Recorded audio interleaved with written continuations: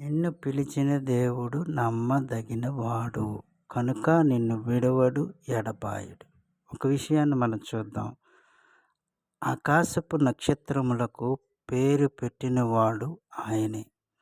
ఆకాశములో కోటానుకోటి నక్షత్రాలు ఎన్నో ఉన్నాయి.